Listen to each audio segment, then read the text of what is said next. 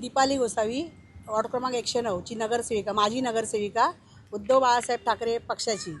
तर आज निवडणुका लागलेल्या आहेत आणि मला नगरसेवक म्हणून एबी फॉर्म देणार होते. मला सांगितलं होतं अगोदर देणार, पण ह्या वेळेला मला त्यांनी डावळलं. काय आहे कारण? काय कारण? सर्व माजी नगरसेविकांना त्यांनी एबी फॉर्म दिले. मी या पक्षाची नगरसेविका आहे, एकनिष्ठेने या विभागामध्ये कामं केली.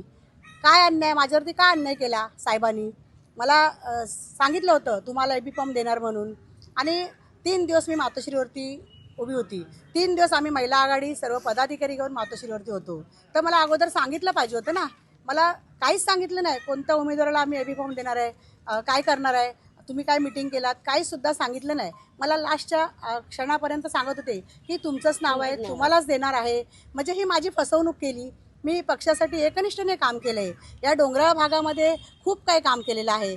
मग मला असं साहेबांनी सांगितलं पाहिजे होतं ना. माझा साहेबांवरती विश्वास होता की साहेबांनी मला सांगितलं. साहेब म्हणजे घरीसुद्धा आले होते. म्हणजे मी काय विचार करणार? मी साहेबांवरती विश्वास ठेवला आणि शेवटच्या क्षणापर्यंत, म्हणजे शेवटच्या वेळेपर्यंत मी साहेबांबरोबर आहे. मी कोणावर दुसऱ्यावर विश्वास ठेवला नाही, पण साहेबांवरती विश्वास ठेवला. मग मला का असं डावळलं? माझ्यावरती का असा अन्याय केला?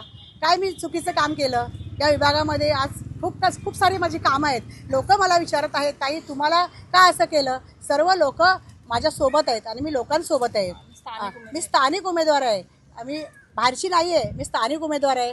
आणि तुम्ही असं केलं तर तुम्ही मिटिंग केल्या, काय केलं तर मला एका शब्दांत तरी बोललं पाहिजे ना. ते मी तिथे उपस्थित होती, मी तिथून जराही हलली नव्हती. कारण मला सुद्धा माझ्या मैत्रिणी नगरसेविका एबी फॉर्म घेऊन जात होत्या, पण त्या मला बोलल्या साहेब देणार ताई, बसा, आपलंच आहे, आपल्याला सर्वांना आहे, माझी नगरसेवकांना आहे, सर्व मला त्यांनी सांगितलं. मग मी कसं काय तिथून निघून कुठे जाणार? मी साहेबांच्या विश्वासावर रात्री 3 वाजेपर्यंत मी त्या ठिकाणी होते.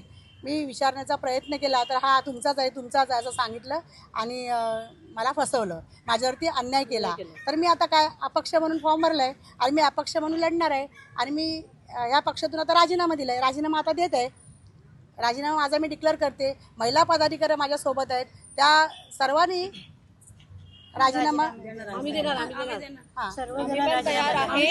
कारण या महिलासोबत माझ्या आज नगरसेविका म्हणून मी 9 वर्ष काम करते. माझी नगरसेविका 4 वर्ष, 5 वर्ष लिगली नगरसेविका. संघटनेची बांधणी केली 30 वर्ष. 30 वर्षापासून मी पक्षात काम करते. गटप्रमुख, शिवसैनिक, उपशाखा प्रमुख, महिला शाखा संघटक आणि नगरसेविका. आणि मी कुठेही हल्ली नाही.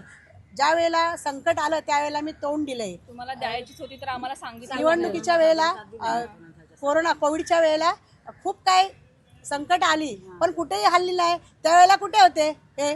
त्यावेळेला कुठे गेले होते? तेव्हा घाबरले होते की आमचा जीव जायला, आम्ही मरू. पण त्यावेळेला मी घाबरली नाही. या सर्व महिला घरोघरी जाऊन काम करत होत्या कोविडच्या काळामध्ये. मग साहेबांनी याचा विचार केला पाहिजे ना.